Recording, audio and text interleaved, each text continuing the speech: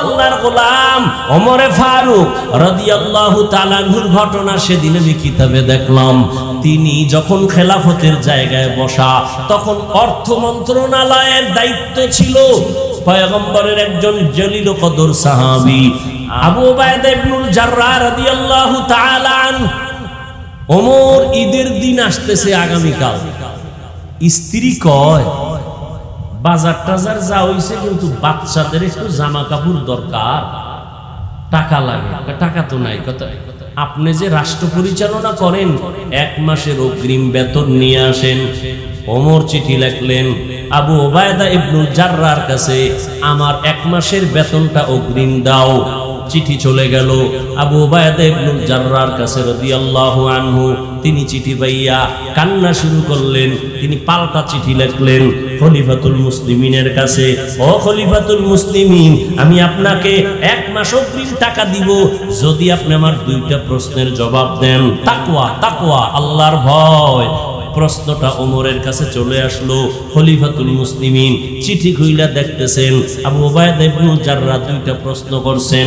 1 number প্রশ্ন, আপনি যে আগামী মাসের বেতন চাইছেন, বলেন আগামী মাস বেঁচে থাকার গ্যারান্টি। ওমর চিঠি পেয়ে চোখের পানি ছেড়ে কাঁদতেছেন।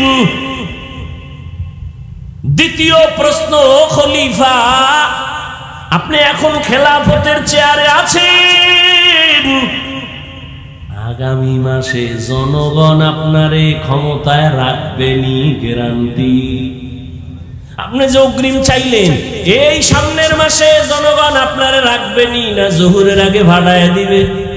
আপনি যে ভাবতেছেন, আপনি খাইতেছেন অগ্রিম, সামনে মাসে আপনি ক্ষমতার চেয়ারে বসতে পারবেন নাকি জোহরের আগে যাবেন?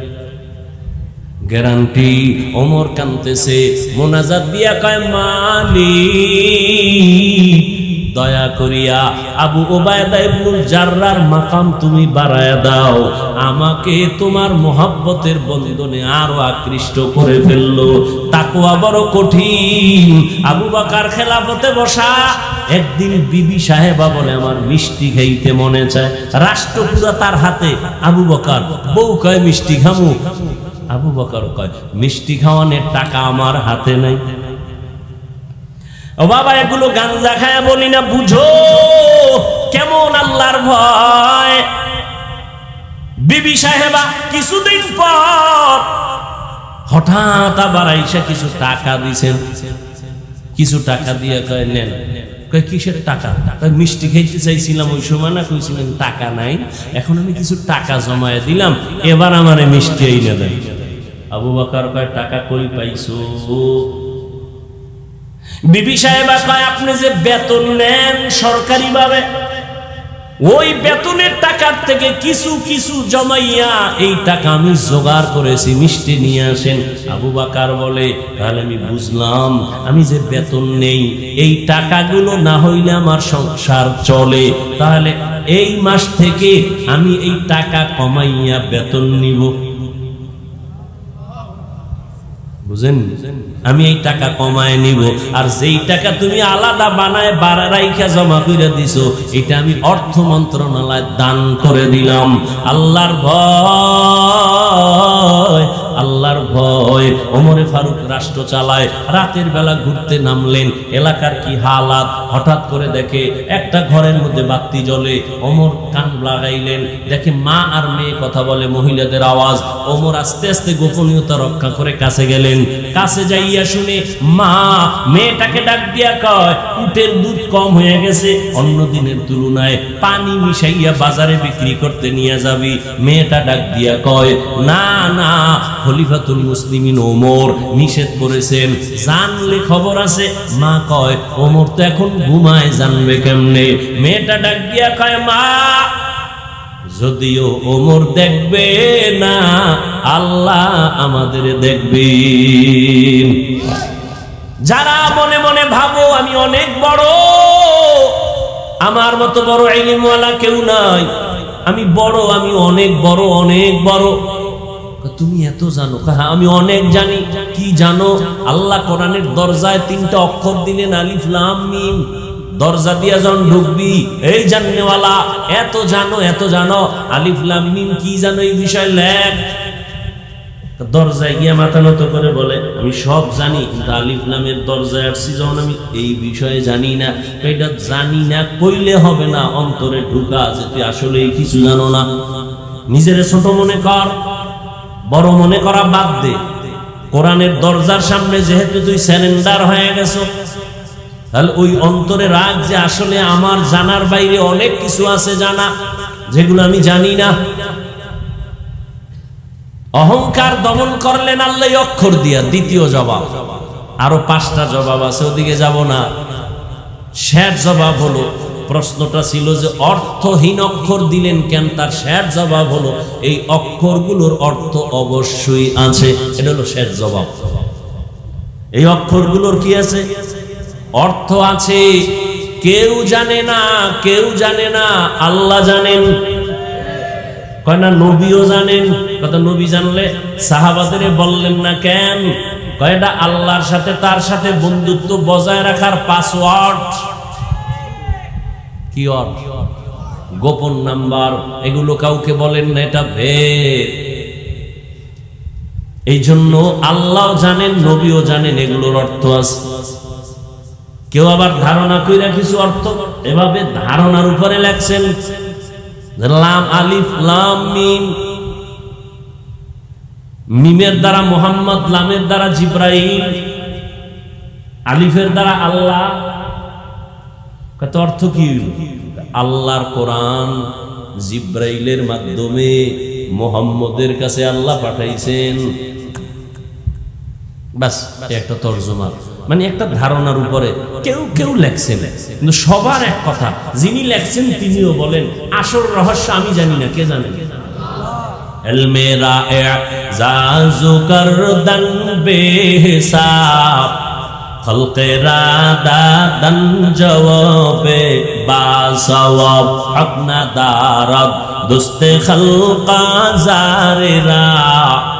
নিস্তে ই খসলত একে দিন দারেরা যালিকাল কিতাবু লা রাইবা ফীহ। কোন জিনিসকে ইশারা করার জন্য কাছেরটাকে আমরা বলি এই, দূরেরটাকে বলি ওই। দূরের জিনিসকে ইশারায় করে বলে ওই, কাছেরটাকে বলে। এটারে আরবিতে বলে, দূরেরটাকে বলে জালিকা, কাছেরটাকে বলে হাজা। কোরআন শরীফ ওই না এই বলে? কোরআন শরীফ দূরে না কাছে? কত কাছে কয় অন্তরে, কয় মেধায়, বলে ঠোঁটের আগায়, নাকি দূরে না কাছে? দূরের জিনিসকে ওই বলে, কাছেরটাকে এই বলে, দূরেরটাকে বলে জালিকা। কোরআন যদি দূরে থাকে বলবে জালিকাল কিতাব, দূরের কিতাব। কোরআন শরীফ দূরে না কাছে? তাহলে বলা দরকার ছিল হাজাল কিতাব, এই কিতাব। কিন্তু আল্লাহ জালিকাল কিতাব, ওই কিতাব কেন বললেন? দূরেরটাকে কাছেরটাকে দূরে বললেন কেন? প্রশ্ন বুঝেননি? দূরের কোরআন দূর দিয়া বললেন কেন, কাছের কোরআন? 1 নাম্বার জবাব, জালিকা দ্বারা উদ্দেশ্য হাজাল কিতাব, এখানে ওই দ্বারা এখানে উদ্দেশ্য হলো এই কিতাব। এক জবাব। দ্বিতীয় জবাব, আসলেই কোরআন যদিও তুমি দেখো কাছে, কিন্তু না, যদিও দেখো লেখা কোরআন তোমার হাতের নাগালে আছে, কাগজে লেখা, কিন্তু এর ভেদের রহস্যের ইলম ও মারিফত তোমার মেধা থেকে অনেক অনেক অনেক অনেক দূরে। 3 নাম্বার জবাব, কোরআন এই কিতাব না ওই কিতাব, মানে ওই দূরের কিতাব। বলে কই দূর? বলে ওই আদম আলাইহিস সালাম, ওই নূহ আলাইহিস সালাম, ওই ইব্রাহিম আলাইহিস সালাম, ওই দাউদ আলাইহিস সালাম, ওই ঈসা আলাইহিস সালাম, ওই যত নবীদের আল্লাহ যত ইলম দিলেন, ওখান থেকে নির্যাস আল্লাহ নিয়া কোরআনের মধ্যে দিলেন। এটা এই কিতাব না, ওই সমস্ত নবীদের দেওয়া ইলমওয়ালা কিতাব। 4 নাম্বার জবাব, ওই কিতাব মানে এটা জমিনের কিতাব না, ওই লাউহে মাহফুজের কোরআন আলিফ লাম রা আছে না নাই? প্রথম কথা হলো এই অক্ষরগুলোর কোনো অর্থ নাই। সমস্ত মুফাসসিরিনে কেরাম তাফসীর লিখতে গিয়া তরজমা তাফসীর যখন লেখছেন নিচে নিচে লেখছেন আলিফ লামের নিচে লেখছেন আল্লাহু আ'লামু বিমুরাদিহি বিযালিক। আমি যত বড় ইমাম ফখরুদ্দিন রাজি হই না কেন, আমি যত বড় মুফাসসির হই না কেন, আমি আলিফ লাম মিমের তরজমা জানি না, রহস্য জানি না, এ বিষয়ে আল্লাহ ভালো জানেন। আমি কি জানি সামনের থেকে বলতেছি যালিকাল কিতাবু লা রাইবা ফি, এটা এমন একটা কিতাব যার মধ্যে কোনো সন্দেহ নাই। আলিফ লামের তরজমা বাদ দিছে কেন আমি জানি না। মুফাসসিরিনে কেরাম এখান থেকে কিছু নোক্তা বের করেছেন, রহস্য উদ্ঘাটন করেছেন। আল্লাহ অক্ষর দিলেন, এই অক্ষরগুলো দিয়া কি বুঝাইলেন? যে অক্ষরের কোনো অর্থ নাই কেন দিলেন? অর্থহীন অক্ষর কেন দিলেন? সব মুফাসসিরিনে কেরাম এই অক্ষরগুলোর ব্যাপারে বলেন আল্লাহ ভালো জানেন, আমরা কেউ জানি না। এর রহস্য কি? আল্লাহ দিলেন কেন? এর কয়েকটা জবাবের আমি দুইটা জবাব হয়তো আপনাদেরকে বলবো, ধৈর্য হারাবেন না। এক নাম্বার জবাব, প্রশ্ন কি? অর্থ ছাড়া অক্ষর দিলেন কেন? আলিফ লাম মিমের অর্থ নাই, আলিফ লাম রা অর্থ নাই, আল্লাহ দিলেন কেন? কোরআন শরীফ তো এত দামি কিতাব, যেটা দেখলেই সওয়াব, ধরলেই সওয়াব, পড়লেও সওয়াব, জানলেও সওয়াব। এত দামি একটা কিতাব, জমিনের মধ্যে দ্বিতীয় কোনো আর কিতাব নাই। এ কোরআনের সাথে তুলনা দেওয়ার মতো কোনো কিতাব নাই। জমিনে সব লেখকের লেখার মধ্যে ভুল আছে, আল্লাহর দেওয়া কিতাব কোরআনে কোনো ভুল নাই। এমন একটা দামি কিতাব, যদি বান্দা এই অক্ষরগুলো কোরআনের একটা হরফ নামাজের মধ্যে দাঁড়ায় পড়ে, 100 নেক আল্লাহ দান করেন এক একটা অক্ষরের বিনিময়ে। বসে বসে যখন পড়বেন তখন 50টা নেক আল্লাহ দান করবেন। এত সুন্দর দামি কোরআন, এই কোরআনের ভেতরে আল্লাহ কেন অর্থহীন অক্ষর দিলেন? এমন অক্ষর কেন দিলেন যেগুলোর অর্থ নাই? এক নাম্বার জবাব, আল্লাহ তাআলা গোটা দুনিয়ার মুমিনের ঈমানটারে পরীক্ষা করলেন এই অক্ষর দিয়া। ও মুমিন, তোমার জীবনের পাথেও দিলাম কোরআন,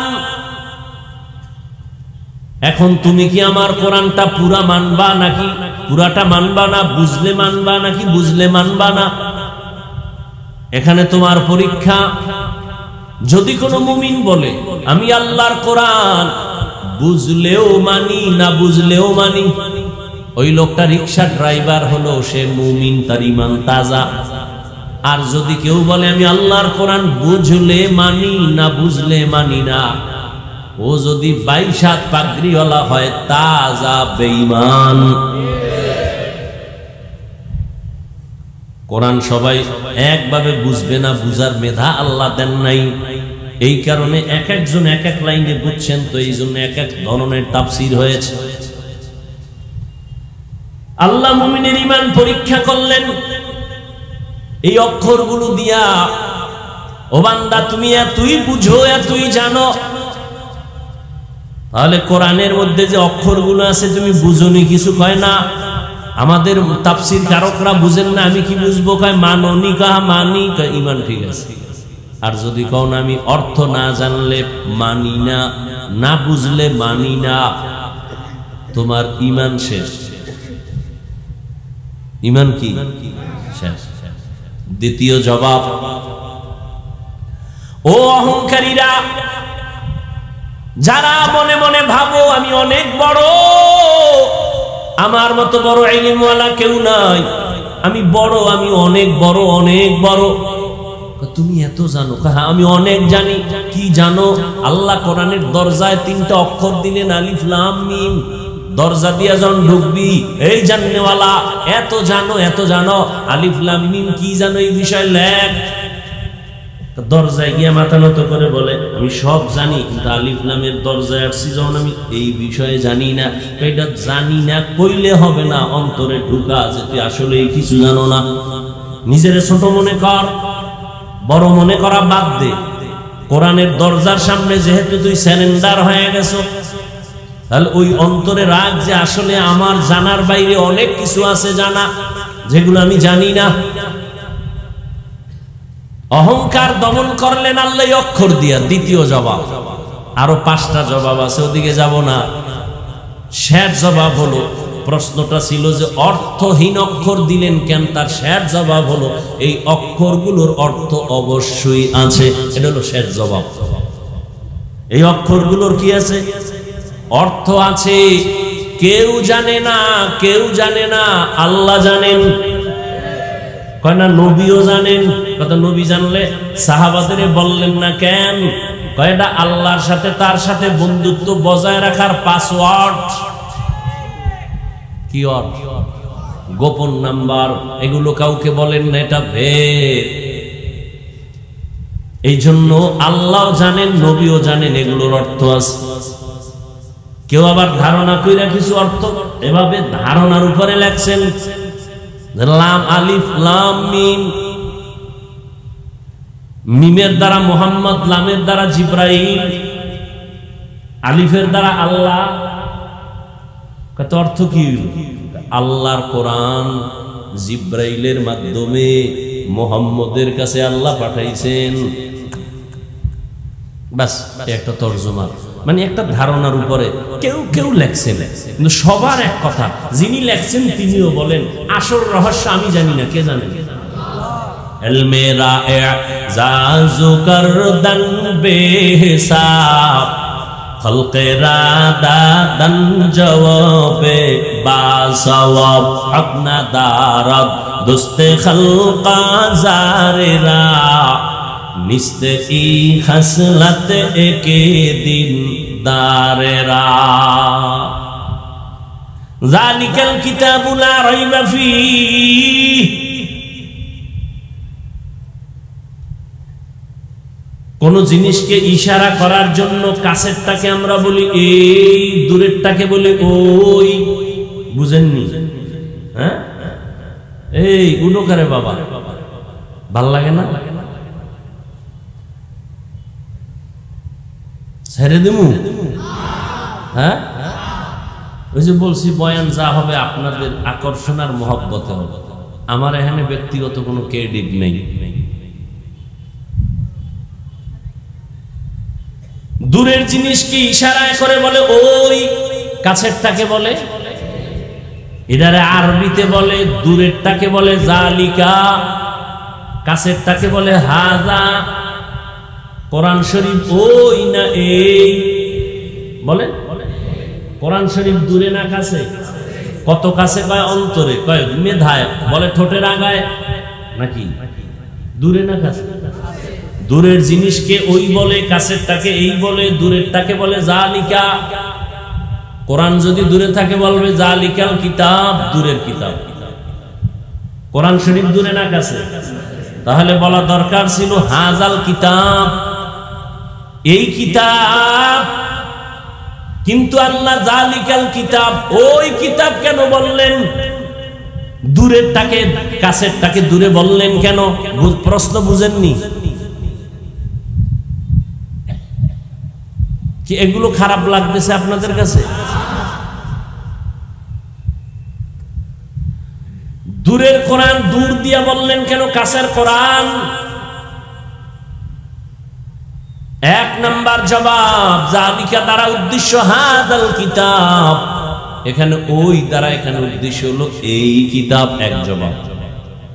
দ্বিতীয় জবাব, আসলেই কোরআন যদিও তুমি দেখো কাছে, কিন্তু না, যদিও দেখো লেখা কোরআন তোমার হাতের নাগালে আছে, কাগজে লেখা, কিন্তু এর ভেদের রহস্যের ইলম ও মারিফত তোমার মেধা থেকে অনেক অনেক অনেক অনেক দূরে।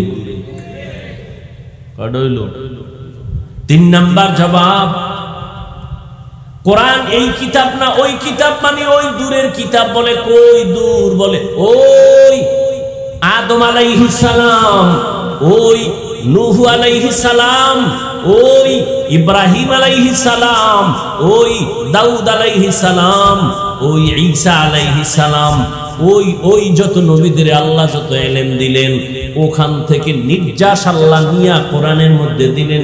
এটা এই কিতাব না, ওই সমস্ত নবীদের দেওয়া ইলমওয়ালা কিতাব। বুঝেননি? 4 নাম্বার জবাব,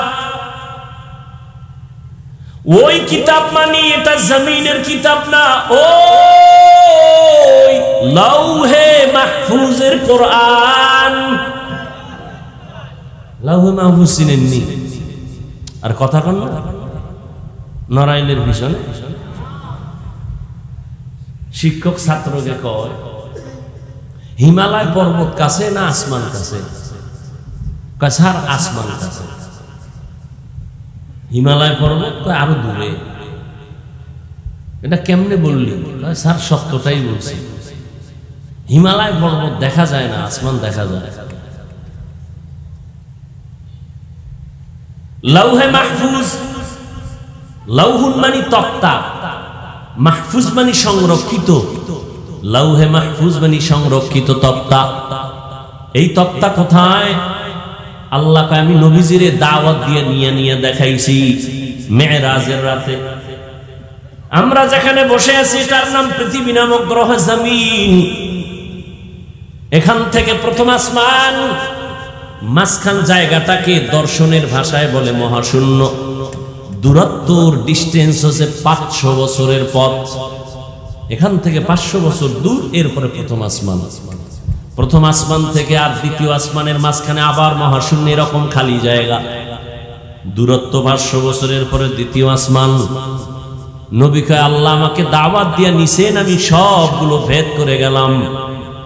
মক্কা থেকে বাইতুল মাকদিস, ওখান থেকে আল্লাহ আমাকে নিয়ে গেলেন প্রথম আসমানে। গিয়া দেখলাম 2টা দরজা লাগানো নূরের তালা দিয়া, তালাগুলো লক করা। ভেতরে দারোয়ান জিব্রাইল আমার সাথে বলে দরজা খোল।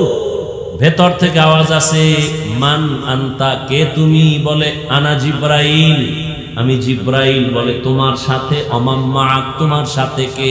বলে হুয়া মুহাম্মদ সাল্লাল্লাহু আলাইহি ওয়াসাল্লাম। কদ উরসিলা ইলাই, কেন আসছো? অনুমতি নিয়ে আসছো? ভেতরের দারোয়ান জিগায়, হ্যাঁ আল্লাহ অনুমতি দিয়েছেন, দরজা খুলে দাও। তালা খুলো। 2টা দরজা, দোনোটা দরজা সুন্দরভাবে লাগানো। নবী বলেন তালা লাগানো, নূরের তালা। কিসের তালা? নূরের তালা।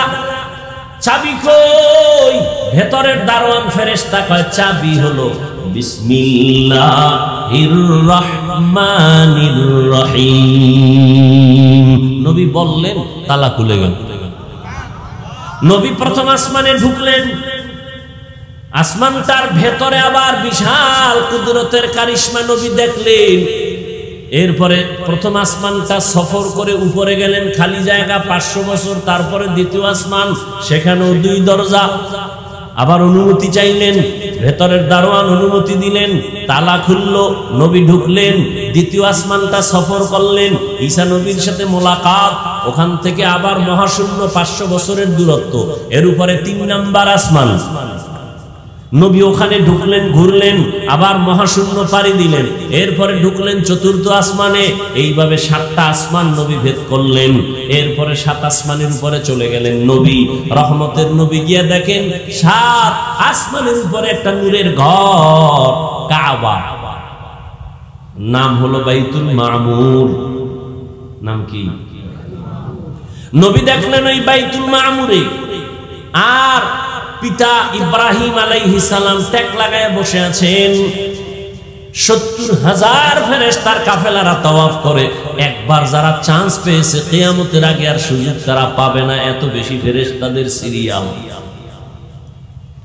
নবী বলেন এর উপরে গেলাম, গিয়ে দেখলাম বিশাল একটা বড়ই গাছ, সিদরাতুল মুনতাহা। এত বিশাল বড় বড়ই গাছ, গাছের পাতাগুলো হলো কালকে লাল, হাতির কানের মতো বড় বড়। আর ওই গাছের বড়ইগুলো তেলের ড্রাম আছে আমাদের দেশে, তেলের ড্রাম বড় বড়, বলে এক একটা বড়ই কুল বড়ই ওগুলো হলো তেলের ড্রামের মতো বড়। নবী বলেন এখানে তো আমি বৈশা রয়েছি, যাইয়া জিব্রাইলের দৌড় বা এখানে সফর শেষ, এবার বাহন ও বোরাক শেষ, রফ রফ চলে আসলো ভিন্ন বাহন। এবার আল্লাহর অর্ডারে উঠলাম, এবার আমাকে নিয়ে যাইতেছে আরো উপরে।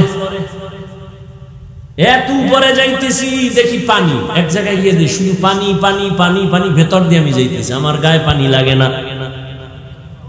আবার উপরে যাইতেছি আগুন, চারদিকে আগুন, আমার গায়ে লাগে না। এর উপরে আবার পানির স্তর, যাইতে যাইতে যাইতে যাইতে পানির অনেক অনেক অনেক উপরে গিয়া দেখি আল্লাহ পাক ওখানে নির্মাণ করে রাখছেন নূরের তৈরি আরশে আজিম। আরশে আজিমটা ৮ জন ফেরেশতা কাঁধে নিয়ে দাঁড়ানো আছে। আরশে আজিম কই? অনেক উপরে। কয়জন ফেরেশতা কাঁধে নিচে? এদের পা ৭ জমিনের নিচে। ও ফেরেশতারাও জানে না ওদের কাঁধের উপরে কি। নবী এবার বলেন আমি আরশে আজিমে ঢুকলাম জুতা খুলে, আওয়াজ আসতেছে নবী জুতা খুলবেন না। মুসা নবী তুর পাহাড়ে খুলছে, এই জন্য আমিও খুলছি। আল্লাহ বলে না,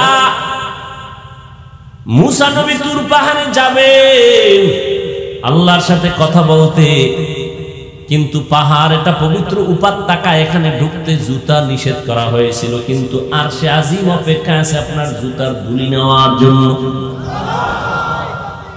রহমতের নবী ঢুকলেন, ঢুকার পর ওই আরশে আজিমের পার্শ্বে দেখে বিশাল বড় একটা তক্তা, মনে আছে নি? তক্তা, সংরক্ষিত তক্তা, লৌহে মাহফুজ, বিশাল বড় তক্তায় পুরা ৩০ পারা কোরআন শরীফ লেখা।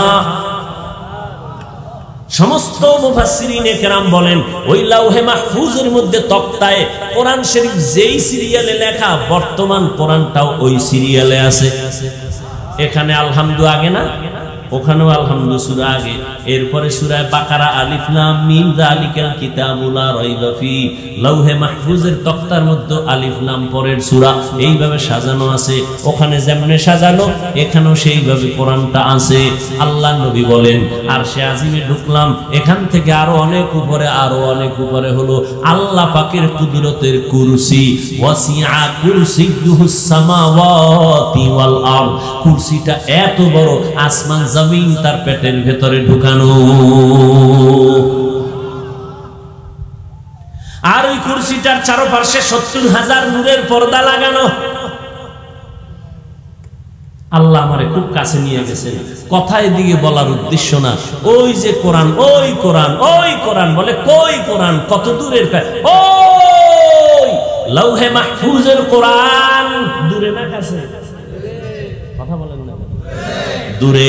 এদিকে ইশারা করার জন্য আল্লাহ হাদাল কোরআন না বলে বললেন যালিকাল কিতাবু লা রাইবা ফি হুদাল লিল মুত্তাকিন।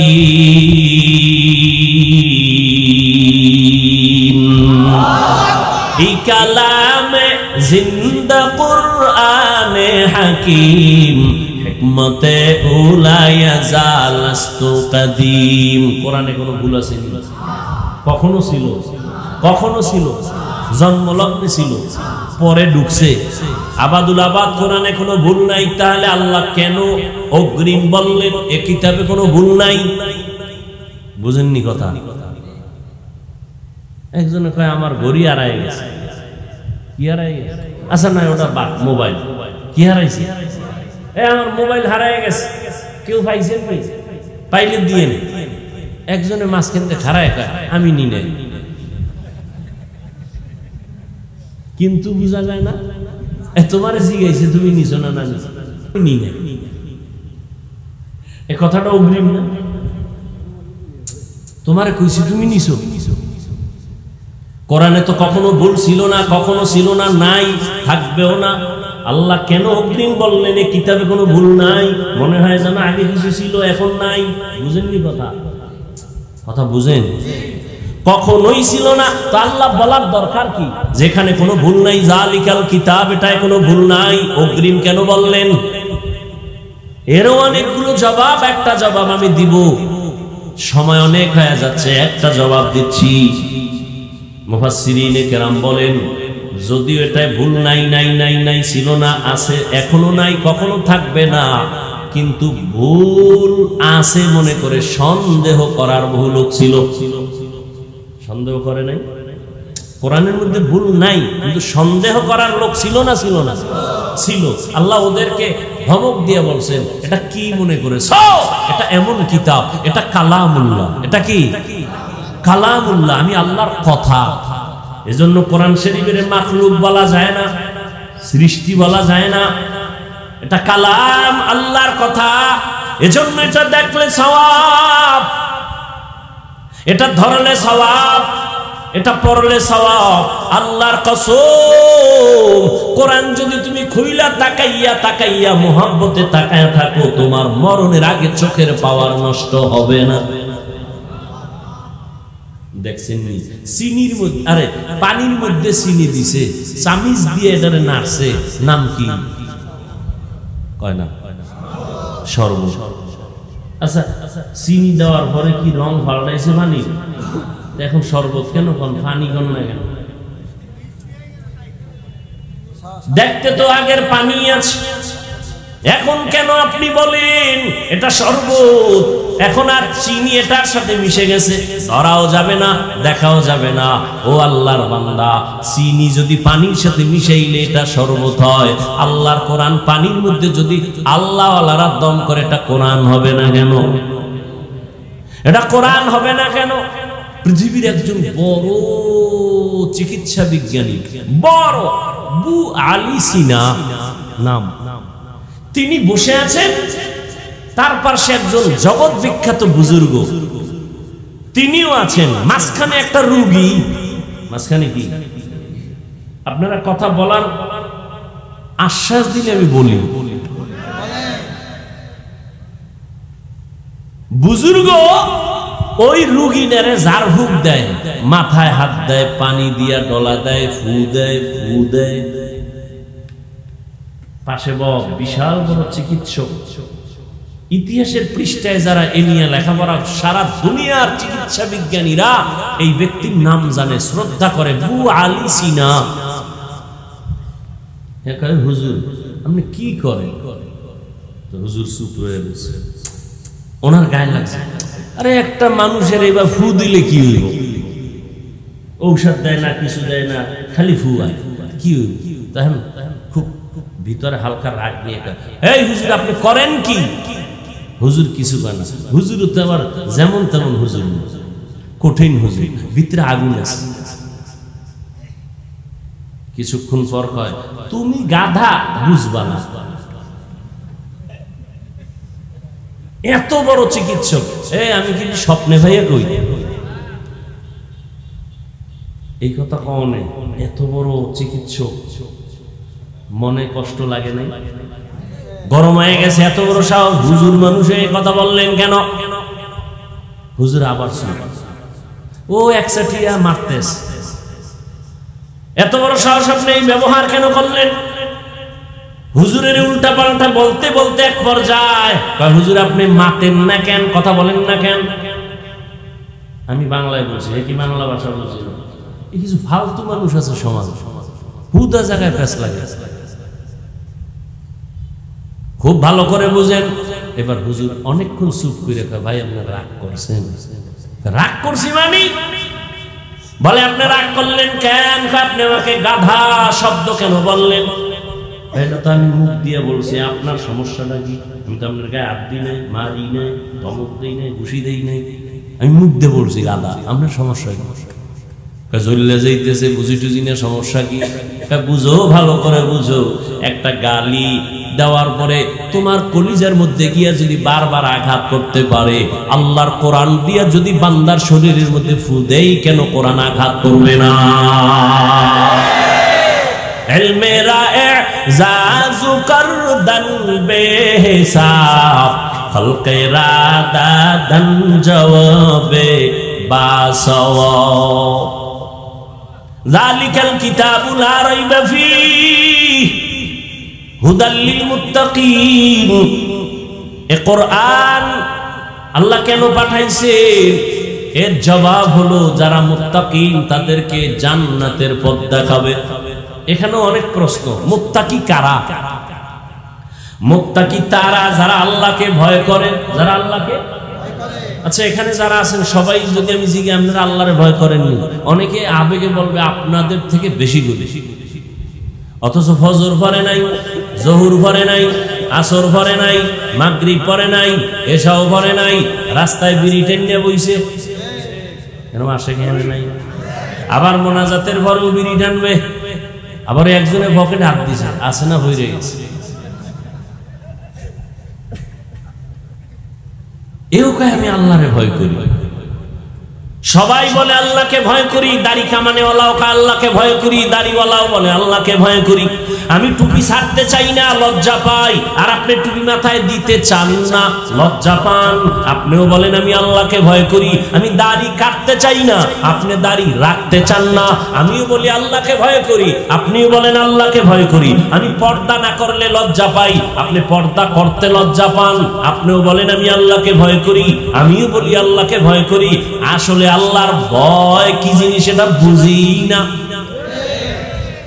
हर के दारत खौफ हक दर्दिल मदाम जन्नतुल मावा देहात उरा मकाम। ভয়ের সংক্ষিপ্ত তরজমা শুনে নেন। মা বাবাকে সন্তান ভয় করলে ওই সন্তান মা বাবার সামনে অপরাধ করে না। ছাত্র শিক্ষকের শাস্তির ভয় যখন অন্তরে থাকে ওই ছাত্র শিক্ষকের সামনে অন্যায় করে না। ঠিক যেই বান্দা যেই বান্দি আল্লাহর আযাবকে ভয় করবে ওই বান্দা কখনো গুনাহ করবে না। গুনাহ তাহলে সন্তান যদি মা বাবার সামনে অপরাধ না করে বোঝা গেল সে মা বাপকে ভয় করে। ছাত্র যদি শিক্ষকের সামনে অন্যায় না করে প্রমাণ হলো সে শিক্ষকের ভয় করে। যেই মানুষ আল্লাহর মোহাব্বত নিয়ে চলে গুনাহ করে না প্রমাণ হলো সেই বান্দা আল্লাহকে ভয় করে। ক্বালান নবী সাল্লাল্লাহু আলাইহি ওয়া আলিহি ওয়াসাল্লাম ইত্তাকিল মাহারিম তাকুন আ'বাদান নাস। নবীজি বলেন ও দুনিয়ার মানুষ তোমরা অবৈধ জিনিস থেকে ফিরে থাকো, আল্লাহর কাছে মানুষের কাছে মর্যাদা বেড়ে যাবে। এক কথায় জবাব, আল্লাহ পাকের মোহাব্বত নিয়ে যারা আল্লাহকে ভয় করবে এরা কখনো গুনাহ করবে না। গুনাহের থেকে বেঁচে থাকার নাম তাকওয়া। যিনি গুনাহ থেকে বেঁচে থাকে তার নাম মুত্তাকি। আল্লাহর কাছে দামি মুত্তাকি। ইন্না আকরামাকুম ইনদাল্লাহি আতকাকুম। যারা গুনাহ মুক্ত জীবন নিয়ে চলবে কোরআন তাদেরকে জান্নাতের পথ দেখাবে। যারা গুনাহ করে না তারা মুত্তাকি। বলেন যারা গুনাহ করে না, গুনাহ থেকে বেঁচে থাকে যে সে হলো মুত্তাকি। আচ্ছা তাহলে গুনাহ থেকে যে ব্যক্তি বেঁচে থাকে আমাকে বলেন তো সে কি হেদায়েতের বাইরে না ভেতরে? বাইরে। গুনাহের থেকে যিনি বেঁচে থাকেন তিনি মুত্তাকি, মানে কি হেদায়েত প্রাপ্ত বা হেদায়েতের উপরে আছে। কথা ঠিক? আল্লাহ কি বলেছে? হুদাল্লিল মুত্তাকিন। মুত্তাকিনদেরকে হেদায়েত দিবে কোরআন শরীফ। আরে মুত্তাকিন তো হেদায়েতের উপরেই আছে, নাইলে মুত্তাকি হয় কেমনে? ওরে গুনাহ মুক্ত হইয়া হেদায়েতের উপরে আছে বিদায় সে তো মুত্তাকি। তাকে আবার কিসের হেদায়েত দিবে কোরআন? সে তো হেদায়েতের উপরেই আছে, এজন্যই তো তার উপাধি মুত্তাকি। কোরআন শরীফ আবার তাদেরকে কিসের হেদায়েত করবে প্রশ্ন হয় না? হয় না? হয় মানে কঠিন। মুত্তাকিন তো গুনাহ করে না, সে তো হেদায়েতের উপরে আছে। আল্লাহ কেন বলেন মুত্তাকিনদেরকে হেদায়েত করবে কোরআন শরীফ? মুত্তাকিন তো হেদায়েতের উপরেই আছে, আবার কিসের হেদায়েত করবে? এর কয়েকটা জবাবের সংক্ষেপ একটা জবাব হলো মুত্তাকি তুমি হেদায়েতের উপরে আছো কিন্তু এটা ফাইনাল না। ভয় ভয় ভয়, এতটাই ভয় না জানি কখন তুমি ছিটকে পড়ে যাও, হেদায়েতের রাস্তা থেকে তুমি উল্টায় যাও। এরকম কত আল্লাহর বান্দার ইতিহাস এ জমিনের মধ্যে আছে। এত হেদায়েতের উপরে থাকার পরেও হঠাৎ করে ছিটকে পড়ে গেছেন, লাইন থেকে লাইনচ্যুত হয়ে গেছেন। ও আল্লাহর বান্দা, ওই ঘটনা বলার সময় আমার ভেতরে নাই। হেদায়েতের উপরে ছিল কিন্তু ভয়, কখন জানি পড়িয়া যায়, কখন জানি হেদায়েত থেকে দূরে সরে যায়, বলা যায় না ভয় আছে না নাই। কিন্তু বান্দা কোরআন যদি ধরিয়ে রাখতে পারো, ইনশাআল্লাহ কোরআনের বরকতে পড়ে যাওয়ার ভয় থাকবে না। হেদায়েতের রাস্তা থেকে পড়ে যাওয়া ভয় থাকবে না। বলে ধরে রাখবো কি? বলে কোরআন, বেশি বেশি কোরআন পড়ো। আল্লাহকে মোহাব্বতের ময়দানে আল্লাহকে কাছে টানার জন্য, আল্লাহর মোহাব্বত বেশি বাড়াবার জন্য মাধ্যম হলো দুইটা, একটা হলো কোরআন তেলাওয়াত আর একটা হলো নামাজ। এই দুইটা জিনিস যত বেশি করা যাবে আল্লাহ তত বান্দার উপরে দুর্বল হবেন, মোহাব্বতের দরজা খুলবেন, রহমতের দরজা খুলে দিবেন। এজন্যই তো আল্লাহ বলেন ইন্না আকরামাকুম ইনদাল্লাহি আতকাকুম, আমার কাছে দামি ওই ব্যক্তি যার মধ্যে আছে তাকওয়া, আল্লাহর ভয়, গুনাহ থেকে নিজেকে বাঁচাইয়া রাখে। ওয়া আম্মা মান খাফা মাকামা রাব্বিহি ওয়া নাহান নাফসা আনিল হাওয়া ফা ইন্নাল জান্নাতা হিয়াল মাওয়া। হর কে দার খৌফে হক দারুদিল মাদাম জান্নাতুল মাওয়া দেহাদ উরা মাকাম। আল্লাহর ভয়, এত বয়ান এত বয়ান এত বয়ান এত বয়ান, তাবলীগওয়ালাদের বয়ান, পীর সাহেবদের বয়ান, বক্তাদের বয়ান, জুমার খতিব সাহেবদের বয়ান, এত বয়ান এত বয়ানের পরেও কেন ময়দানে বেনামাজির সংখ্যা কমছে না বাড়ছে? কমছে। এত বেশি কেন? সুদখোর এত বেশি কেন? ঘুষখোরের এত বেশি কেন? বেপরদা এত বেশি কেন? এর একমাত্র কারণ, যত বয়ান করি না কেন আল্লাহর ভয় তাকওয়া না আসলে বান্দার আমল সুন্দর হবে না।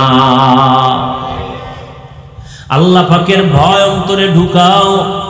কেমনে ঢুকাবো? তাকওয়া এমন একটা পুঁজির নাম। আল্লাহ কোরআন শরীফের মধ্যে বলেছেন, এই তাকওয়া যাদের মধ্যে আসবে তাদের 6টা পুরস্কার আল্লাহ নগদ দুনিয়াতে দিবেন।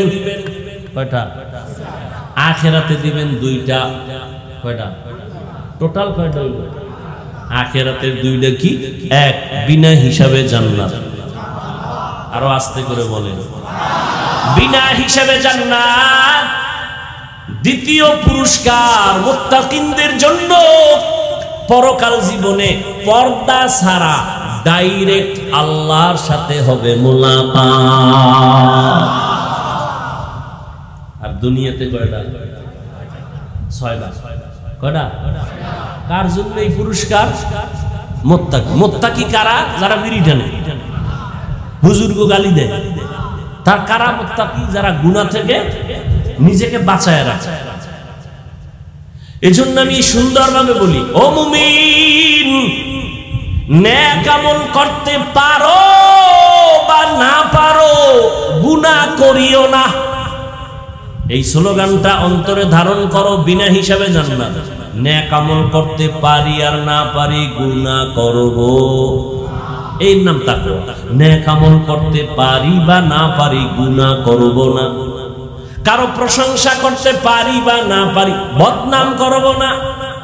কারো উপকার করতে পারি বা না পারি, ক্ষতি করব না। এর নাম তাকওয়া, আল্লাহর ভয়।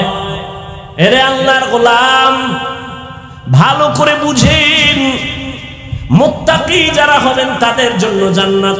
আল্লাহ কোরআনে বলেন 6টা পুরস্কার আমি দুনিয়ায় দিব।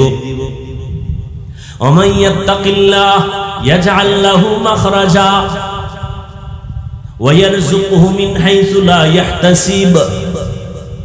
আল্লাহ বলেন মুত্তাকি যদি হইয়া চলো, ইচ্ছা করে গুনাহ করবা না, অনিচ্ছায় যদি গুনাহ হইয়াও যায়, চোখের গুনাহ, হাতের গুনাহ, কানের গুনাহ, জবানের গুনাহ, আছে না নাই? সব গুনাহ থেকে যদি নিজেরে বাঁচায় রাখো, আমি আল্লাহ কুদরতি সাহায্যের রাস্তা খুলে দিয়ে তোমাকে সমস্ত বিপদ থেকে হেফাজত করব। আর একটা পাওয়ার দেব তোমাকে, পাওয়ার।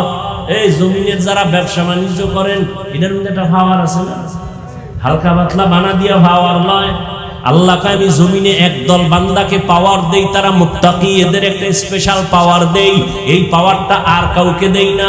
ইয়া আইয়ুহাল্লাযীনা আমানুত্তাকুল্লাহ, ইয়া আইয়ুহাল্লাযীনা আমানু ইন তাত্তাকুল্লাহ ইয়াজআল লাকুম ফুরকানা ওয়া ইউকাফির আনকুম সাইয়্যাতিকুম ওয়া ইয়াগফির লাকুম যুনুবাকুম ওয়াল্লাহু যুল ফাযলিল আযীম। আমি যে পাওয়ারটা দেব কোরআনের ভাষায়, পাওয়ারের নাম ফুরকান। পাওয়ারের নাম কি? মা মানাল ফুরকান হুয়া নূরুম মিন ইলাহি। ফুরকান মানে কি হলো?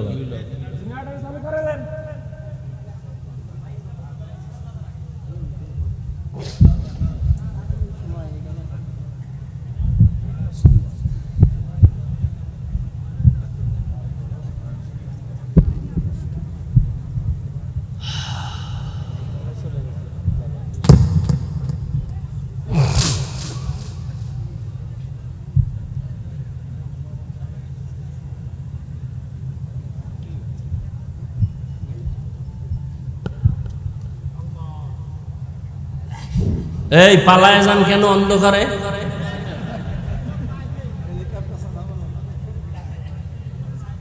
এরা কি হেই দলে পালাই? তোমরা গেলে সোজা সামনে দিয়ে যাওয়া, যে আমি বাহাদুরের মতো গেলাম টের ভাইবার বিছনায় হইলে। আল্লাহ হেদায়াত দান করুন। কি কথা বলতেছিলাম? ফুরকান নামের পাওয়ার আল্লাহ দান করবেন যারা গুনাহ থেকে নিজেকে বাঁচাইয়া রাখে। ফুরকান মানে আল্লাহর দেওয়া নূরের আলো। পাওয়ারের নাম কি? ফুরকান। ফুরকান মানে কি? নূরের আলো। কয় এটা দিয়ে কি করবে? কয় মা ফুররিকা বিহি বাইনাল হাক্কি ওয়াল বাতিল। এমন একটা আলো আল্লাহ দেন, নূরের আলো, যে আলোটা দিয়া বান্দা নিজেই হক আর বাতিলকে নির্ণয় করে হকের পক্ষে আগায় যায়।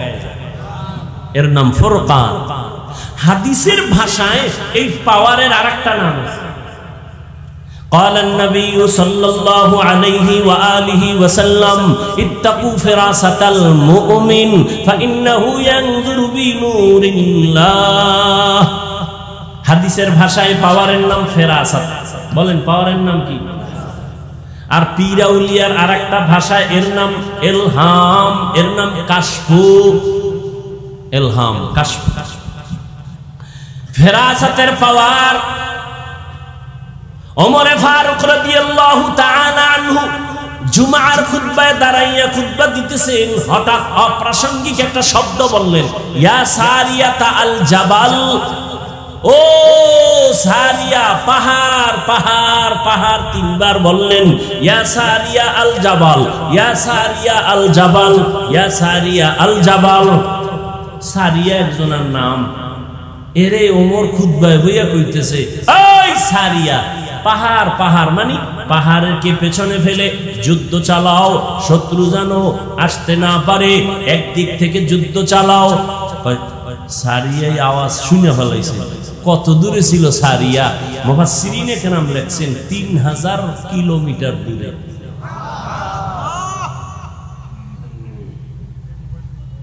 ইরানের মধ্যে একটা জায়গা, ওমরের আওয়াজ শুনে ফেলাইছে।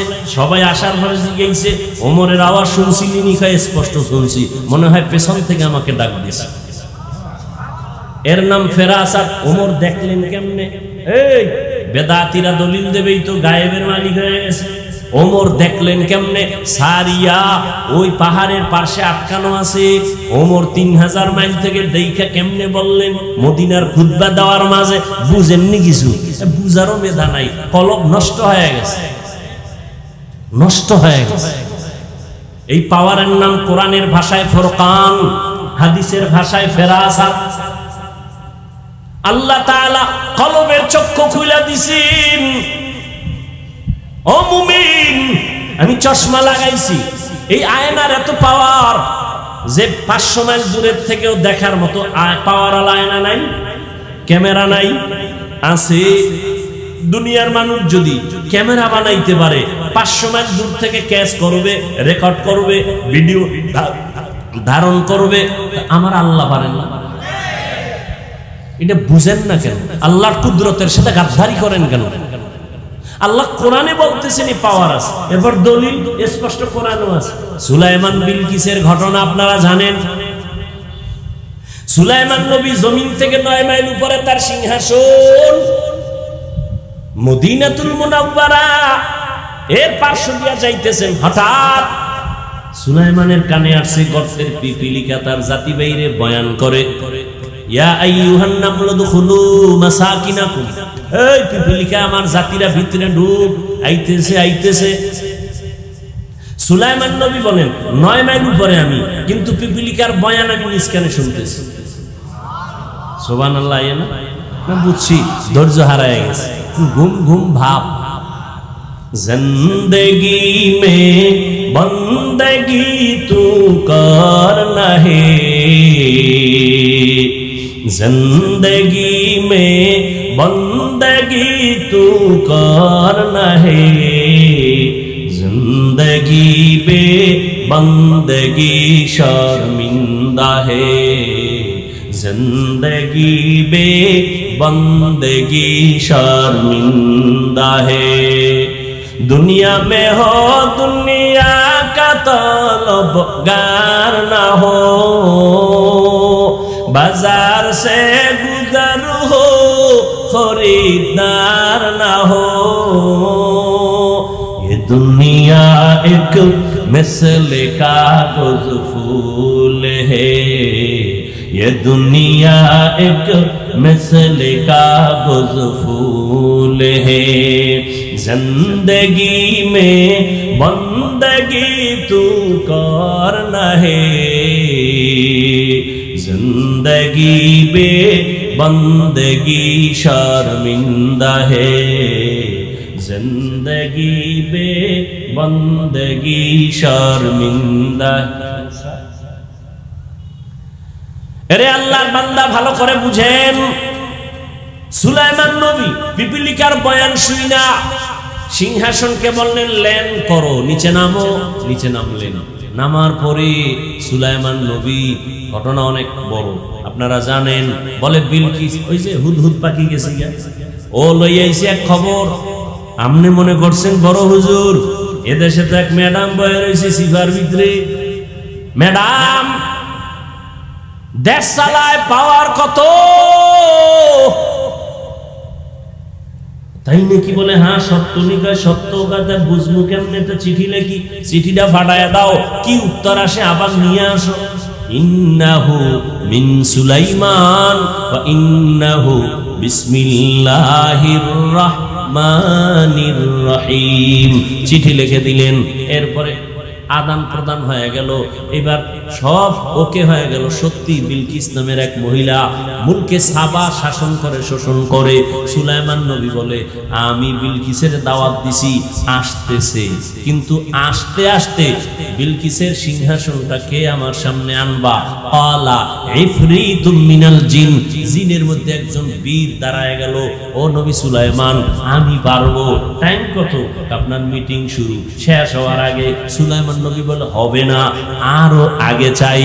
এবার জীর্ণ শীর্ণ একজন গোলাম আদমের সন্তান মানুষ দাঁড়ায় গেল, ইলমু মিনাল কিতাব, কিতাবের এলেম ছিল, আসমানি এলেম ছিল তার কাছে, আল্লাহর দেওয়া পাওয়ার ছিল। হযরত আমি পারবো, জিনে পারছে না মানুষ পারছে?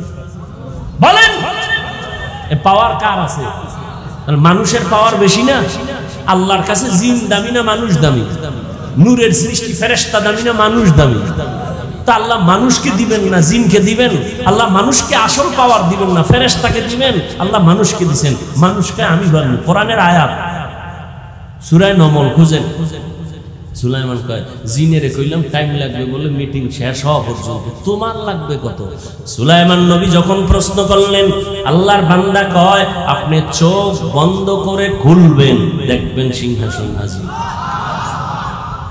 এ কি বানানো কথা? হ্যাঁ, এরে আল্লাহর বান্দায় পাওয়ার আল্লাহ দান করেন। কোরআনে ভাষায় পাওয়ারের নাম তাকো, আরে পাওয়ারের নাম ফুরকান। হাদিসের ভাষায় পাওয়ারের নাম ফেরাসাত। আর এই পাওয়ার আল্লাহ তাদেরকে দান করেন যারা তাকওয়ার উপরে চলে।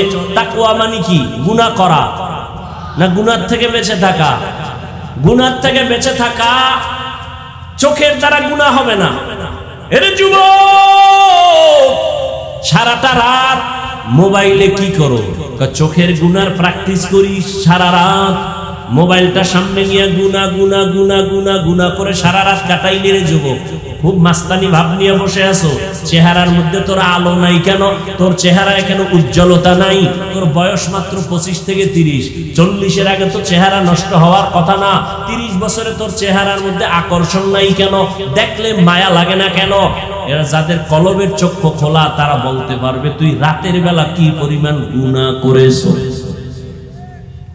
নিজে হাতে নিজের জবাই করলি ছুরি ছাড়া, মোবাইল হাতে নিয়ে যৌবন শেষ করলি নিজেরটা নিজে।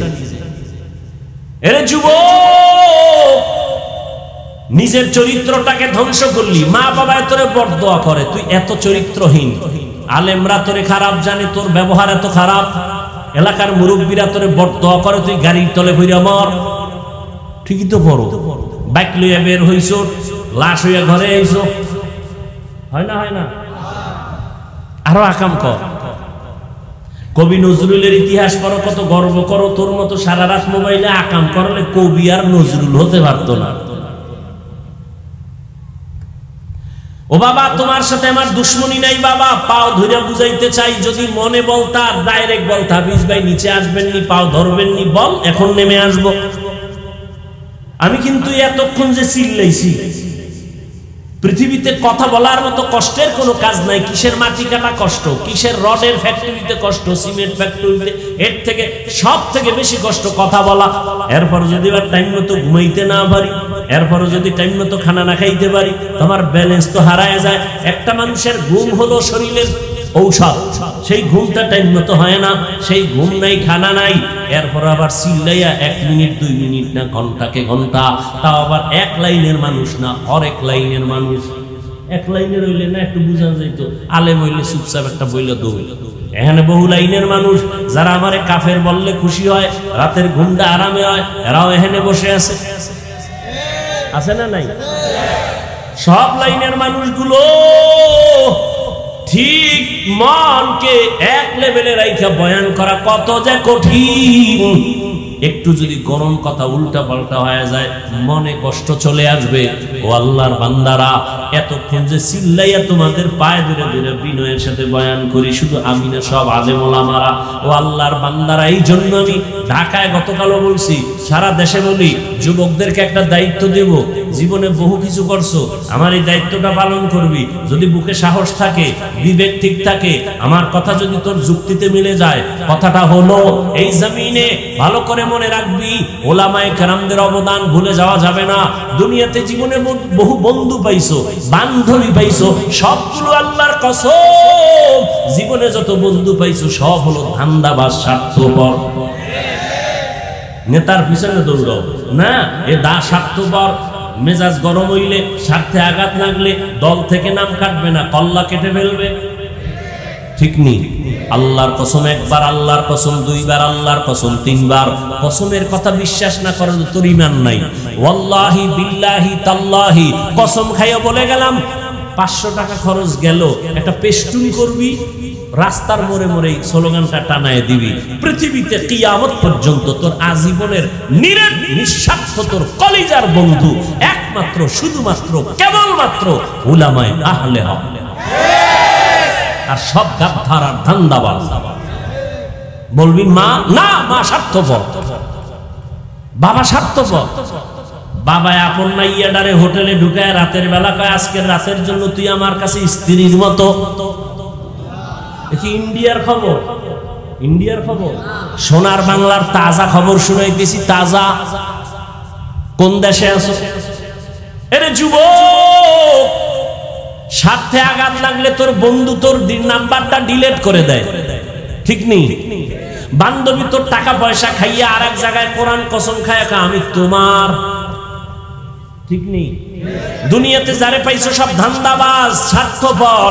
কিন্তু ওলামায়ে কেরামদের দিকে তাকাইয়া দেখ, খাওন নাই, ঘুম নাই, কষ্ট করে পাও ধরে ধরে তোমাকে কি বুঝায়, আমার দলে আসো বুঝায়?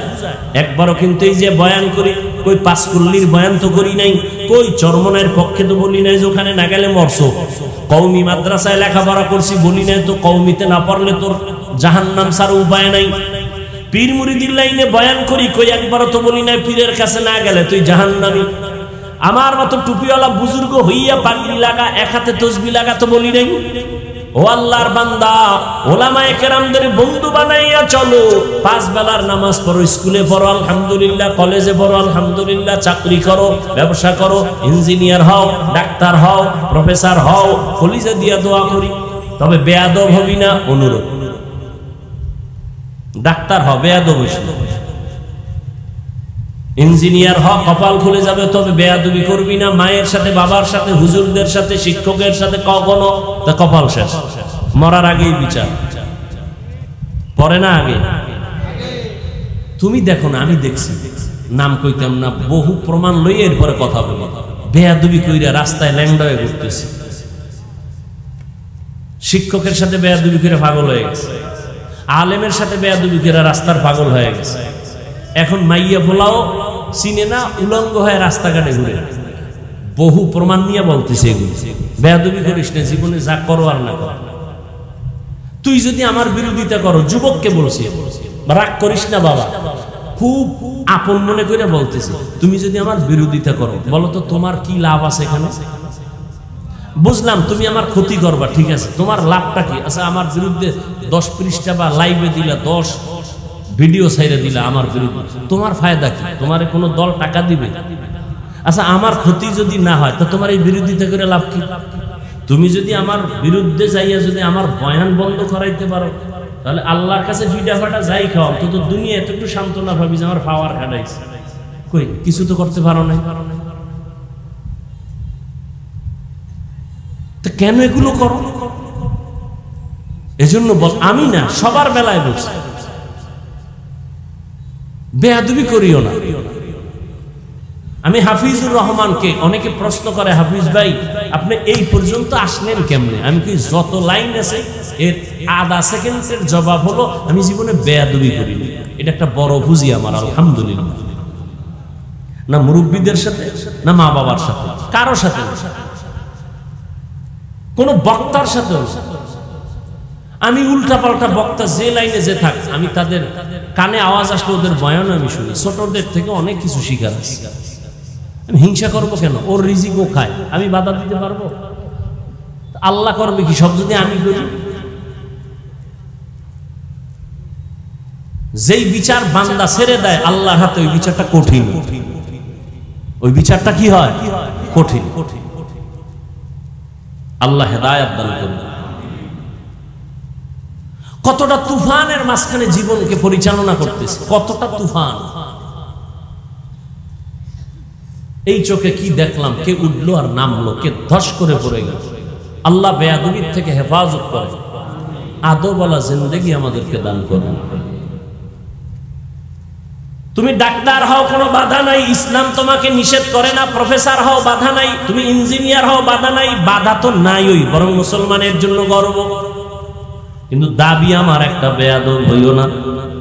ও যুবক, তুমি মা বাবার দোয়া নিয়ে, আলেমদের পরামর্শ নিয়ে, মুরব্বীদের নেক নজর নিয়ে 5 বেলার নামাজ পড়ো।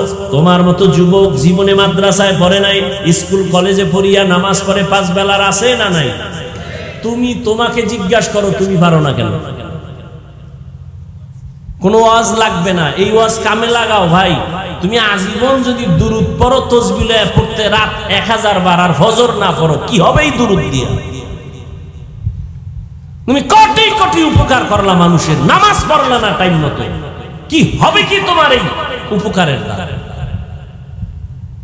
ও যুবক, তোমার মতো যুবক রাস্তায় গাড়ি চালায়, নামাজ ছাড়ে না, তুমি কেন পারো না বাবা? তোমার মতো যুবক আজকে নদীর মধ্যে মাছ ধরে, কৃষি কাজ করে, নামাজ ছাড়ে না, তুমি কেন পারো না? আমার মাওলার কোরআনটা কি মিথ্যা মনে করেছো? ও যুবক বাবা, তুমিও আল্লাহর গোলাম, আমিও আল্লাহর গোলাম। তোমার আল্লাহ আমার আল্লাহ এক, তোমার নবী আমার নবী এক, তোমার কোরআন আমার কোরআন এক, তোমার কাবা আমার কাবা এক, ধর্ম এক, কালেমা এক। নাকি আলাদা? দুনিয়াতে আসছি তাও এক, নাকি তুমি লঙ্গি হয়ে রয়েছো? ভাই কথা বলো। বিদায় বেলা কাফনের সংখ্যা হবে 3টা, তাও এক। আমি বক্তার জন্য একটা বেশি হবে, গরিব রিক্সা ড্রাইভারের একটা কাফন কম হবে। কে ধনী কে গরিব, সবার বেলায় কাফন তিনটা, মহিলাদের বেলায় পাঁচটা, কালার হবে আলাদা। হুজুরদের কাফনের কালার একরকম, তোমাদের একরকম না রে বাবা, কালারও হবে এক, কাফনের উপরে লেখা থাকবে কোন হুজুরের কোন লাশ, থাকবে না? শেষ বাহাদুরি। আমি আজকে বক্তা কত ভাব, তুমি শ্রোতা, তুমি ডাক্তার, আমি রোগী কত ভাব। সাদা কাফনে যেদিন ঢুকবি সেই দিন বুঝবি ভাব কি জিনিস। ডাক্তারের লাশটা যেমন পরে থাকবে, রোগীর লাশটাও পরে থাকবে, আলেমের লাশ যেমন থাকবে, যারা আলেম না তাদের লাশ এমন পরে থাকবে। কাফনে লেখা থাকবে না বড় হুজুরের লাশ, মালিক আর গোলামের লাশ গুলো সাদা কাফনে একাকার হয়ে যাবে। যেই কবরে রাখবে ওই কবরের সাইজটাও হবে এক, সবার কবরের সাইজ হবে এক। ও আল্লাহর বান্দারা, ওই কবরে রাইখা যাবাই যখন চলে যাবে প্রশ্ন হবে তিনটা, সবার বেলায় এক। আমাকে যেই প্রশ্ন করা হবে আপনাদের সে একই প্রশ্ন করা হবে। রবের পরিচয় দাও, ধর্মের পরিচয় দাও, রাহমাতুল লিল আলামিনের পরিচয় দাও। এই তিনটা প্রশ্নের জবাব যারা দিতে পারবে তাদের কবর হবে জান্নাতের টুকরা, যারা দিতে পারবে না তাদের কবর হবে জাহান্নামের গর্ত। ও আল্লাহর বান্দারা, ও যুবক বাবারা, আজকে তুমি কত যুক্তি দিয়া চলতেছো। ও আল্লাহর গোলাম, আজকে আমিও যদি তোমার মতো বিবেক খাটাইয়া টুপিটা ফালায়া চলতাম কেউ বাধা দিত না। আমি প্যান্ট শার্টটাই লাগাইয়া দাড়ি কাইটা যদি মাস্তানি ভাব নিয়ে চলতাম কেউ আমারে বাধা দিত না। টুপি মাথায় দিলে মাথা গরম তাও বুঝি, দাড়ির কারণে যৌবনের ভাব চলে যায় তাও বুঝি, এই জামাটা গায়ে দেওয়ার কারণে অনেক গরম লাগে তাও বুঝি। আবার কত টুপিওয়ালাদের মানুষ গালি দেয়, কত বাজে কথা বলে, তোমরাও কত কথা বলো, সব আমরা জানি শুনি বুঝি। একবারও কেন টুপি ফালাই না, দাড়ি ফালাই না, নামাজ সারি না রে বাবা, বেপরদায় চলি না? এর একমাত্র কারণ আমার মাওলার কোরআন সত্য, নবীর কথা সত্য, জাহান্নাম সত্য। ও যুবকেরা, একটু নিজেরা আমাকে জবাব দাও, আল্লাহর কোরআনে জান্নাতের বয়ান আসেনি? ভাই বলো, আল্লাহর কোরআনে জাহান্নামের বয়ান আসেনি? কে জান্নাতে যাবে কে জাহান্নামে যাবে আল্লাহ তাও বয়ান করছেন। ইন্নাল আবরারা লাফি নাঈম ওয়া ইন্নাল ফুজ্জারা লাফি জাহিম। নেক আমলওয়ালাদের জন্য জান্নাতের সুসংবাদ, গুনাহগার যারা তাদের জন্য জাহান্নামের দুঃসংবাদ। ও আল্লাহর বান্দারা, এই জাহান্নামের ভয়, শাস্তির ভয়, এর নাম তাকওয়া। এই ভয়টা অন্তরে জমাইয়া এরপরে আবু বকর সিদ্দিক রাদিয়াল্লাহু তাআলা আনহু, সদকার মাল খাওয়া তার জন্য হারাম। তার গোলামের সৎকার একটা মাল তিনি খেয়ে ফেলছেন। এবার জিগায় প্রতিদিন কি খাওয়াও হাদিয়া, আজকে না জিগায় খেয়ে ফেলছেন।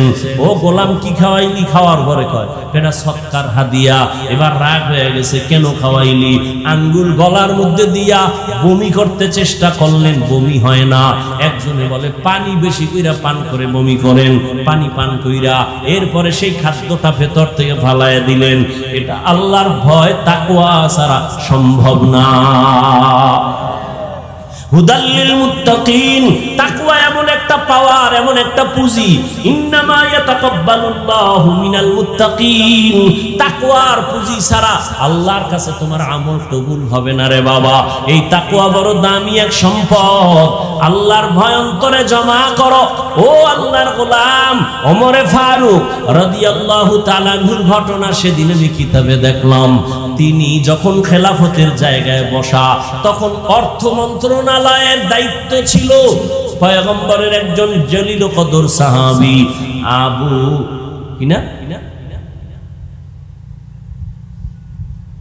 আবু উবাইদা ইবনুল জাররাহ রাদিয়াল্লাহু তাআলা আনহু।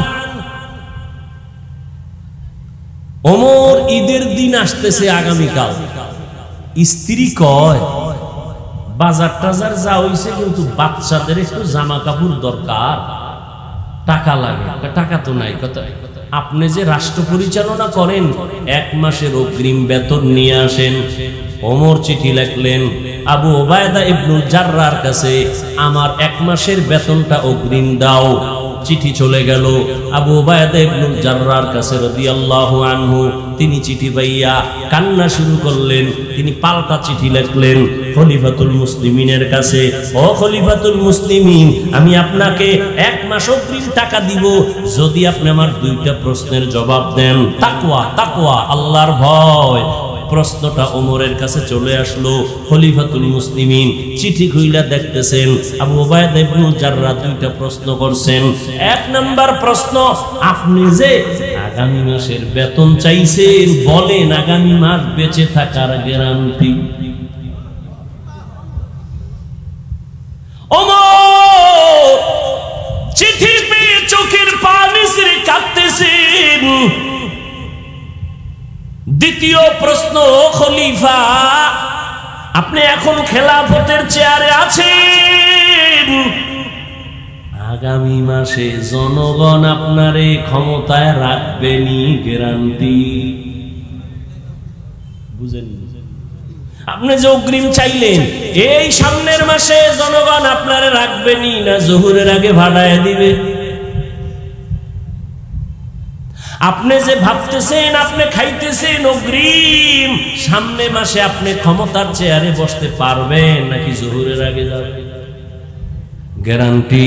ওমর কাঁদতেছে, মোনাজাত দিয়া কয়, মালিক, দয়া করিয়া আবু উবায়দা ইবনুল জাররার মাকাম তুমি বাড়ায়া দাও, আমাকে তোমার মোহাব্বতের বন্ধনে আরো আকৃষ্ট করে ফেললো। তাকওয়া বড় কঠিন।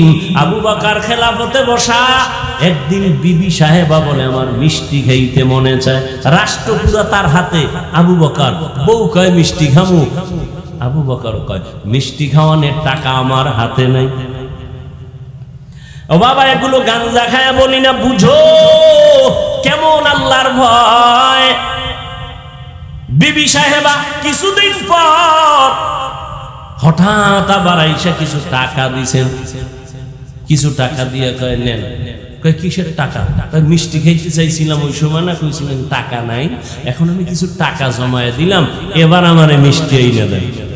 আবু বকর কয়, টাকা কই পাইছো? বিবি সাহেবা কয়, আপনি যে বেতন নেন সরকারি ভাবে, ওই বেতনের টাকার থেকে কিছু কিছু জমাইয়া এই টাকা আমি জোগাড় করেছি, মিষ্টি নিয়ে আসেন। আবু বকর বলে, তাহলে আমি বুঝলাম, আমি যে বেতন নেই, এই টাকাগুলো না হইলে আমার সংসার চলে, তাহলে এই মাস থেকে আমি এই টাকা কমাইয়া বেতন নিব। বুঝেন?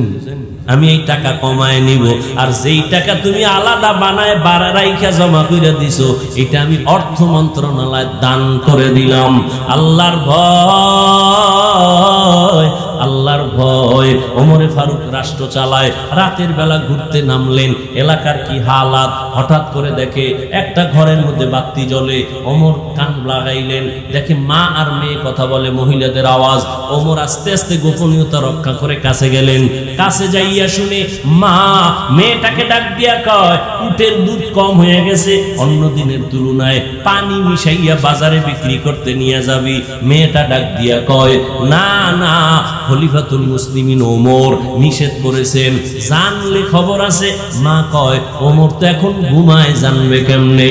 মেয়েটা ডাক দিয়া কয়, মা, যদিও ওমর দেখবে না, আল্লাহ আমাদের দেখবেন। ওমরে ফারুক এতটুকু কথা শুই না চলে গেলেন। ওরা জানলো না যে ওমর এখানে আসছিল। রাষ্ট্র পরিচালনা, রাজনীতি কারে? রাজনীতি কাকে বলে? পৃথিবীর শ্রেষ্ঠ রাজনীতির শিক্ষক আমার রাসূল। রাজনীতি শিখিয়ে গেছেন আমার নবী। রাষ্ট্র সংস্কার করেছেন, শান্তি আর শান্তির বার্তা জমিনে বাস্তবায়ন করে গেছেন ওমর। কোরআনের রাজনীতি, ইসলামের রাজনীতি, মদিনার রাজনীতি, পচা রাজনীতি নয়। কিয়ামত পর্যন্তই আল্লাহর দ্বীন আর এই ইসলামী রাজনীতি যতদিন হবে না, ততদিন জমিনে শান্তি আসবে না। চাপাবাজি করতে পারবা, কেউ খাবে কেউ খাবে না, ঘুমায় ঘুমিয়ে এসিতে তুমি এসি খাবা, কেউ বিদ্যুৎ পাবে না। এই পচা রাজনীতি, র্যাব, আর্মি, পুলিশ, বিডিআর, আরো কত কত কোটি কোটি কোটি কোটি টাকা সরকার দিয়ে এদের তৈরি করছে, অস্ত্র দিয়ে দিছে, দেশ সোজা করো, দুর্নীতি বন্ধ করো, পারে নাই। কিন্তু দেশের উলামায়ে কেরাম চোখের পানি দিয়ে মানুষের পায়ে ধরে বয়ান করে করে বহু মানুষকে দুর্নীতি মুক্ত করেছে, বেনামাজির থেকে নামাজি বানিয়েছে। কিন্তু সমস্ত বেঈমানগুলো, নাস্তিকগুলো আলেম বিদ্বেষী। আমি উলামায়ে কেরাম এই দেশকে যা দিয়েছে, এই জাতিকে যা দিয়েছে, পৃথিবীর কোন নেতা নেত্রী তা দিতে পারে নাই, কিয়ামতের আগে পারবেও না। উলামায়ে কেরাম যা দিয়েছে নিঃস্বার্থভাবে, কি দেয় নাই, এই মানুষগুলোকে দিনের পথে নিয়ে আসছে। সরকার কোটি কোটি টাকা সরকারের তহবিল থেকে খরচ করে র্যাব, আর্মি, পুলিশ, বিডিআর তৈরি করে, হ্যাঁ, আবার এরা এই টাকা খাইয়া জনগণের উপরে আবার গুলি চালায়। কিন্তু উলামায়ে কেরাম 1 টাকা খরচ না করে, খাইয়া না খাইয়া কষ্ট করে করে মানুষগুলোকে দিনদার বানায়, সুদখোর থেকে মুক্ত করায়, হালাল খোর বানায়, বেনামাজির থেকে নামাজি বানায়, পর্দাওয়ালা বানায়। এটা উলামায়ে কেরামের অবদান। এই জন্য যুবকদের বলছি, কালকে থেকে লেখা দাও, পৃথিবীর শ্রেষ্ঠ বন্ধু, নিঃস্বার্থ বন্ধু একমাত্র উলামায়ে আহলে হক। লিখে দাও। আর সব ধান্দাবাজ, স্বার্থপর। উলামায়ে কেরামকে কাছে টানো, দেখা হলেই দোয়া নাও, চালাকি করবে না। বহু চালাকি করছে জীবনে, বহু চালাকরা ধরা খাইছে মরার আগে। সব বাদ দাও, আলেম পাইলেই দোয়া নিন, সালামটা আগে দিন, হুজুর দোয়া করবেন, হুজুর দোয়া করবেন, খালাস, আর কিচ্ছু দরকার না।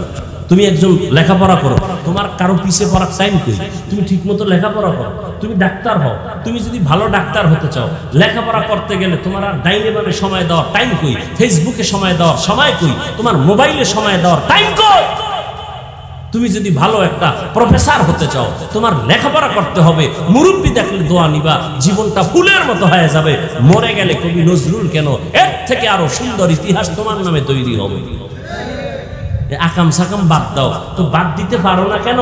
মা বাবার বরদোয়া লাগছে, কোনো বেয়াদবি করছো মনে হয়, এই জন্য কোনো ওয়াজে তোরে ধরে না, কোনো ওয়াজে ধরে না। মা বাবার বরদোয়া লাগছে তোর কপালে, না হয় কোনো এলাকার মুরব্বির বরদোয়া লাগছে। কোন সময় বেয়াদবি করছো আল্লাহই ভালো, না হয় সবাই মোনাজাতে কান্দে, তোর চোখে পানি আসে না কেন? তোমার মতো যুবক স্কুলে পড়ে, নামাজ পড়ে, তুমি পড়ো না কেন? তোমার মতো যুবক র্যাব, আর্মি, পুলিশ, বিডিআর চাকরি করে, নামাজ পড়ে, তুমি পারো না কেন? তোমার মতো যুবক রাস্তায় গাড়ি চালায়, নামাজ পড়ে, তুমি পারো না কেন? তোমার অবশ্যই কারো না কারো বরদোয়া তোমার কপালে লাগছে। তুমি এখনো সময় আছে, মা বাবার কাছে মাপ চাও। আর মায়ের গিয়া বাসায় গিয়ে কও, মা একটু মাথায় হাত দিয়ে দোয়া করো, আমি তওবার নিয়ত করে ফেলাইছি, আমার চোখে পানি আসে না, মা একটু দোয়া করো। আর সে আজিমে দোয়া চলে যাবে, মাঝখানে কোনো পর্দা থাকবে না। মায়ের দোয়া না, বাবার দোয়া না, শিক্ষকের দোয়া না, বরদোয়া নিও না। পায়ে ধরে বলে গেলাম, বরদোয়ার কাম করিও না।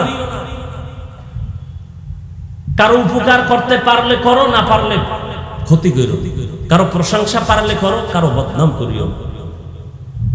নেক আমল পারলে করো, না হয় গুনাহ করিও। অশেষ এই 3 কথাই এটার নাম তাকওয়া।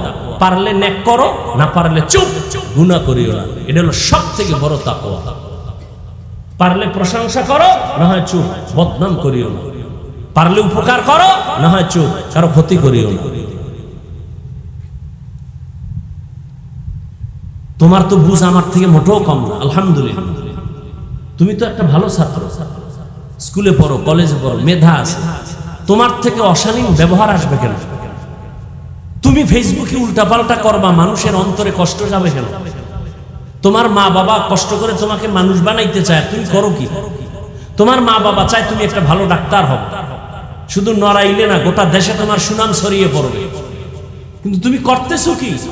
নিজের জীবনটাও খাইতেছো, মা বাবার নাকে মুখে জীবনের বেইজ্জতির চুনকালি লাগাবার ফিকিরে চলতেছো। তোমার কারণে মা বাবা মুখ দেখাইতে পারে না। তুমি কত বড় অভিশপ্ত সন্তান, নির্লজ্জ বেহায়া সন্তান। তোমার কারণে মা বাবা কষ্ট পায়, সমাজে মুখ দেখাইতে পারে না। তুমি এত বড় অভিশপ্ত সন্তান, তুমি আবার মাস্তানি করো। তোমার ব্যবহারে এলাকার মুরব্বীরা কষ্ট পায়, আলেম কষ্ট পায়, বন্ধু বান্ধবেরা কষ্ট পায়। তুমি নিজেকে বড় মনে করো কিভাবে? তোমার মুখে হাসি আসে কিভাবে? এখনো অনুরোধ করে বলি, তওবা করো। আল্লাহ তো সব থেকে বড় দয়াময়। জীবন ভর অন্যায় করে বলবো আল্লাহ মাফ করে দাও, বুঝি নেই। 1 সেকেন্ডে জিন্দেগির সব গুনাহ মাফ, 1 সেকেন্ডে সব। তোমার মতো আমার মতো কত যুবক ঘুমের ঘরে মরে না?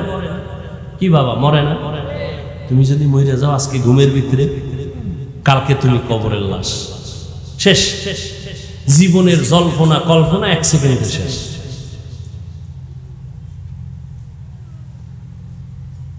এজন্য আল্লাহর ভয় অন্তরে জমা করো, আলেমদেরকে কাছে নাও, মহব্বত লাগাও, 5 বেলার নামাজ পড়ো, স্কুলে পড়ো, শিক্ষকের দেখলে সালাম দিও। কোন মেয়ের সাথে উল্টাপাল্টা ব্যবহার করিও না, অযথা কথা বলবা না, গুনাহ করবা না। চোখকে হেফাজত করো, জবানকে হেফাজত করো। আল্লাহ আমাকেও হেফাজত করার তৌফিক দান করেন, আপনাদেরকেও তৌফিক দান করেন। তাকওয়া, আল্লাহর ভয়, এটা আসবে কেমনে? আল্লাহ নিজে বলতেছেন কুনু মা'আস সাদিকিন।